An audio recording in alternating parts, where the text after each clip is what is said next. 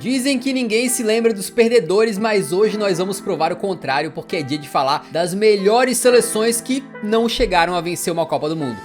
Futebol é um esporte centenário e durante o tempo, várias seleções e também clubes acabam mudando de patamar, ocupando diferentes degraus na hierarquia da bola, e um desses casos é o da Hungria. Se hoje ela é vista como uma seleção mais fácil de se enfrentar nos torneios internacionais, ou uma mera coadjuvante no máximo, a coisa era bem diferente há algumas décadas atrás, porque o futebol húngaro já foi sinônimo de elite nesse esporte. Eles tinham grandes jogadores, um conhecimento tático acima do padrão. Em 1954, essa seleção da Hungria conseguiu juntar todos esses elementos da melhor forma possível para fazer um mundial que o título seria uma consequência natural. A realidade da seleção acabava justificando essa expectativa. Os húngaros chegaram para a Copa de 54 com 30 jogos de invencibilidade nas costas. Foram 6 anos sem perder uma partida. Sob o comando do treinador Gustav Sebeś e a liderança em campo de craques como o József Božič, o Sándor Kocsis e o lendário Ferenc Puskás, que a gente se acostumou a falar Puskás, né? Que depois foi jogar no Real Madrid e juntos formaram ali uma geração de ouro da Hungria. Os caras foram pro Mundial não pra jogar, mas pra dar show, e logo na estreia eles meteram um sonoro 9-0 pra cima da seleção da Coreia do Sul, e nesse jogo o Kocsis já meteria um hat-trick, né? 3 gols que seriam apenas o início de uma caminhada brilhante naquela Copa. A segunda partida era contra uma equipe muito mais forte, a Alemanha Ocidental, mas que o que poderia ser um jogo equilibrado acabou sendo um passeio da Hungria, que meteu 8-3 pra cima dos alemães, com direito a 4, amigo. 4 gols do Kocsis, pra Hungria meter mais um placar que não parecia de Copa do Mundo, parecia de pelada de final de semana, e deixar claro, estamos aqui pra vencer essa Copa. Mas falando de um ponto de vista tático, havia um motivo pra essa superioridade da Hungria frente aos seus rivais. Naquela época era muito comum o esquema tático chamado WM, como vocês estão vendo aí mais ou menos. Mas o treinador húngaro quis revolucionar, ele inverteu o M, criando a WW, que pelas letras vocês podem perceber que é uma espécie de 2-3-2-3, mas que com a movimentação dos jogadores se adaptava para um sistema que passou a ser reconhecido como se fosse um 4-2-4, sim, com 4 atacantes. Não era à toa que eles metiam essas goleadas que a gente tá falando aqui. Unindo isso ao alto preparo físico e técnico e com o grande talento daqueles jogadores, a Hungria montou um verdadeiro esquadrão. Nas quartas de final foi a vez do Brasil sofrer na mão dos húngaros. Tomamos de 4-2, pelo menos não foi de 8 ou 9, né? E na semifinal, outra seleção sul-americana caiu pelo mesmo placar. O Uruguai fez jogo duro e conseguiu levar para a prorrogação, mas a Hungria por lá acabou metendo mais 2 gols com o Kocsis e classificando então para a final, que parecia o cenário perfeito. A adversária era a Alemanha Ocidental. Vocês lembram que na fase de grupos a Hungria tinha metido 8-3. Como que a Hungria poderia perder a final para um time que coisa de 2 semanas atrás eles tinham massacrado, né?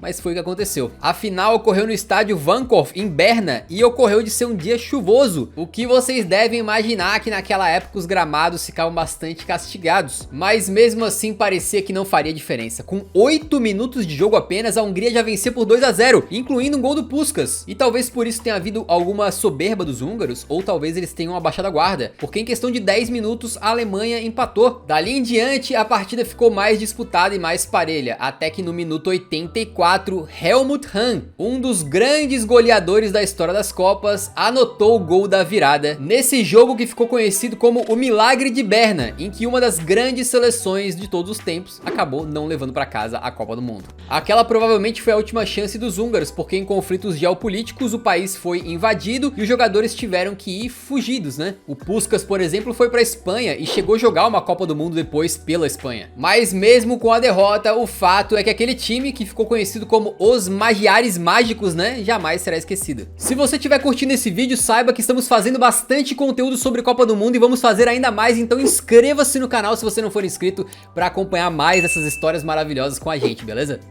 Não é segredo pra ninguém que a seleção portuguesa é uma das maiores potências do futebol atual, tá cheia de craques e inclusive venceu títulos muito relevantes recentemente. Mas o fato duro é que a seleção das quinas jamais levou pra casa uma Copa do Mundo, mas teve uma edição que eles estiveram perto e pensaram que poderiam ganhar, foi em 1966 na Copa da Inglaterra. Se você assistiu o nosso vídeo da série Craques Eternos sobre Eusébio e o Pantera Negra, você já sabe o motivo. Foi nos anos 60 que Portugal teve na sua seleção o melhor jogador da Europa naquela época, e além disso vivia uma época de muita força do futebol português em cenário continental, o que fez com que, mesmo sendo a primeira participação de Portugal na história das Copas, eles já chegassem com alguma chance de botar a mão na taça. Algo muito curioso sobre aquela seleção de Portugal é que a federação resolveu que iriam ter dois técnicos, um responsável pela convocação, o Manuel de Luz Afonso, e outro que era realmente o técnico responsável por treinar o time em campo, né, que era o brasileiro Otto Glória. Na convocação, grande parte dos jogadores vinham de Sporting e Benfica, e todos os principais destaques individuais vinham daquele que foi o melhor Benfica de todos os tempos. Eram Antônio Simões, José Augusto, o famoso Mário Coluna, José Torres e, é claro, Eusébio, que era o grande carro-chefe daquela equipe. Portugal tinha um esquadrão histórico, uma boa preparação e uma mentalidade ofensiva, mesmo caindo num grupo duríssimo com Hungria e Brasil, eles foram pra cima. Logo na estreia, eles mostraram a que vieram e meteram 3-1 pra cima da Hungria, naquela que foi a primeira vitória da história de Portugal nas Copas. Depois foi a vez da Bulgária rodar, 3-0 pra Portugal, e o terceiro adversário era então o Brasil. Lembrando que estamos falando da Copa de 66, o Brasil era o atual bicampeão mundial, era um time que tinha Pelé. E esse embate acabou ficando marcado como um dos grandes jogos da história da seleção portuguesa, porque Eusébio e companhia botaram o Brasil na roda e meteram 3-1, despachando a seleção canarinha ainda na fase de grupos, tá? Mesmo sendo seu primeiro mundial, Portugal chegava muito forte pros mata-matas, com 9 gols marcados em 3 jogos e 100% de aproveitamento. Só que no mata-mata, logo de cara nas quartas contra a Coreia do Norte, veio um baque. Portugal sofreu uma espécie de apagão e com 25 minutos de jogo tava tomando de 3-0 dos coreanos. Em qualquer competição de mata-mata com jogo único, você tomar 3-0 é praticamente botar um pé e meio pra fora da competição, mas não se você tem Eusébio no seu time. O craque acabou metendo 4 gols naquela partida, virando o jogo ali pra 4-3, e depois ainda teve um gol do José Augusto no final, encerrando uma virada espetacular pra 5-3 e fazendo com que Portugal fosse pra semifinais pra enfrentar os anfitriões, a Inglaterra. A Inglaterra disputava aquela Copa também com um esquadrão histórico, tá? No gol eles tinham o Gordon Banks, aquele homem da defesa contra a cabeçada do Pelé. Eles tinham Bobby Moore e Bobby Charlton, esse último que inclusive foi autor de 2 gols que acabaram despachando Portugal daquela Copa do Mundo. Mesmo caindo na semi, Portugal ainda conseguiu ir um pouquinho mais longe, vencendo a disputa de terceiro lugar contra a União Soviética e assim garantindo até hoje, tá, a sua melhor colocação na história das Copas, justamente na sua primeira participação. Pra você ter uma ideia de quão especial foi aquela campanha de Portugal, a seleção só voltaria a participar de uma Copa do Mundo em 1986, 20 anos depois, tá? E você olha a seleção de Portugal hoje, tá cheio de craques, tem Cristiano Ronaldo, Bernardo Silva, João Cancelo e outros, mas não se compara ainda mesmo assim com aquela seleção de 1966, que era boa demais, mas acabou ficando sem o troféu.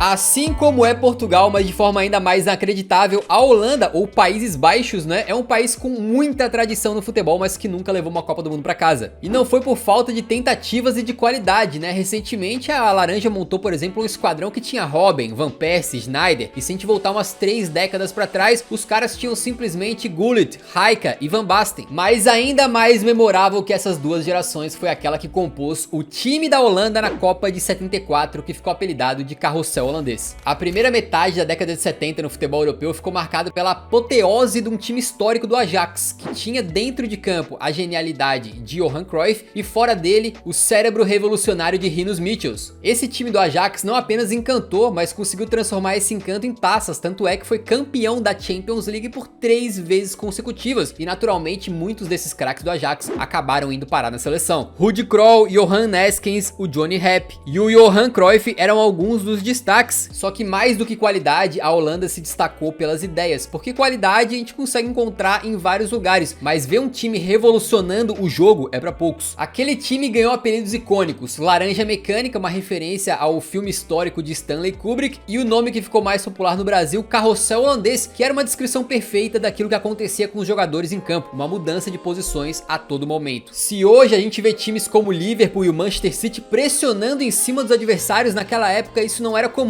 e quando o Rinus Michels aplicou essa mentalidade na sua equipe, pegou todos os adversários de surpresa. Além disso, a seleção holandesa tinha caras de muita versatilidade, cidadãos ali que conseguiam jogar bem em várias posições diferentes. É uma ideia que até nos dias de hoje é dificílima de ser aplicada e que ficou posteriormente conhecida como futebol total, e com ele a Holanda estava pronta para levar o título da Copa para casa. Na primeira fase de grupos, a Laranja enfrentou um grupo com Suécia, Bulgária e Uruguai. Embaçado, mas passaram com 2 vitórias e um empate, tomando apenas um gol em 3 jogos. E depois disso, o regulamento bizarro da época dizia que 8 das seleções que participaram da primeira fase de grupos iriam para uma segunda fase de grupos. E aí cada time que vencesse esses 2 grupos finais se enfrentariam na final da Copa. Só que você imagina a treta que foi a Holanda em enfrentar a Alemanha Oriental, Argentina e Brasil nesse grupo. O Brasil que era o atual campeão, só que a Holanda acabou tendo um desempenho ainda melhor, despachou a Argentina por 4-0 e depois venceu tanto o Brasil quanto a Alemanha Oriental pelo placar de 2-0. Ou seja, chegou para aquela decisão com 5 vitórias e um empate, tendo tomado apenas um golzinho na Copa inteira. Só que na final era uma pedreira das brabas, a Alemanha Ocidental. Na decisão, os holandeses saíram na frente logo cedo com o Neskens marcando de pênalti, mas nesse vídeo vocês viram como a Alemanha Ocidental virou para cima da Hungria em 54 e foi mais ou menos o que rolou nessa Copa também. Quando o assunto são os alemães, amigo, o buraco é mais embaixo. Não era um rival qualquer, aquela Alemanha tinha jogadores históricos também, de um brilhante Bayern de Munique e que se consolidaram também na seleção. Sepp Maier, Franz Beckenbauer, Uli Hoeneß, Gerd Müller, Paul Breitner e tantos outros jogadores históricos. Eles não se abateram com o gol cedo, foram buscar o empate e depois a virada para dentro de casa levarem mais uma Copa do Mundo para casa. Porém, apesar da dura derrota, dá pra dizer que o legado que a Holanda de 74 deixou pro futebol é imortal e muitas vezes o derrotado dessa Copa, a Holanda do carrossel holandês, é mais lembrada do que o time que acabou sendo campeão.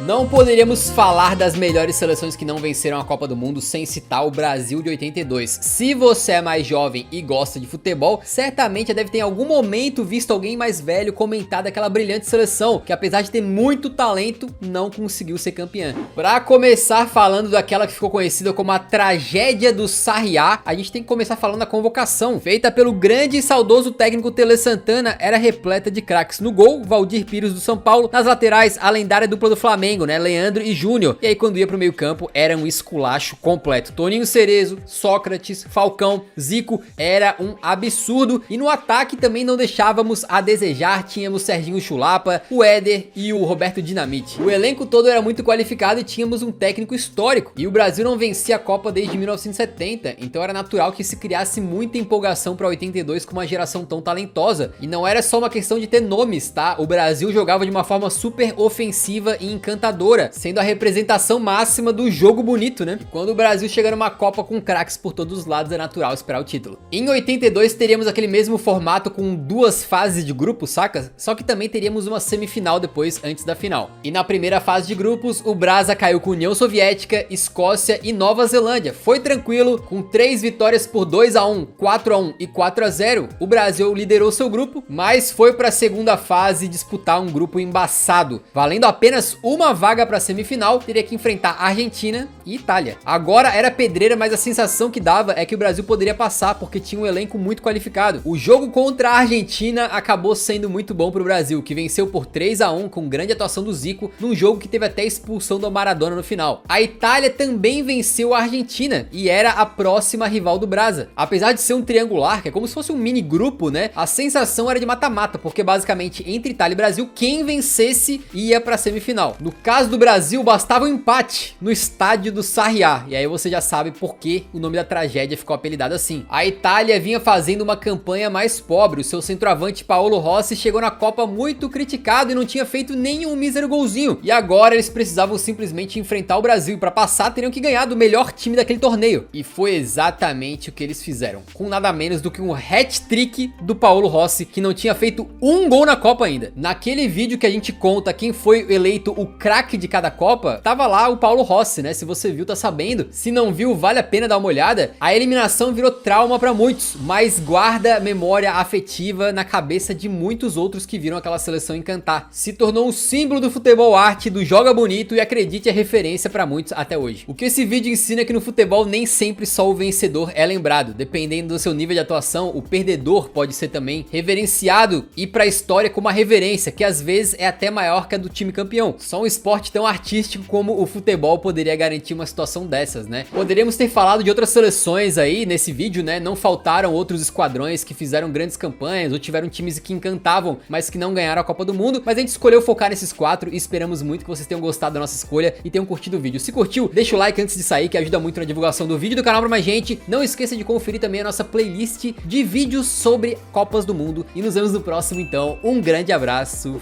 falou!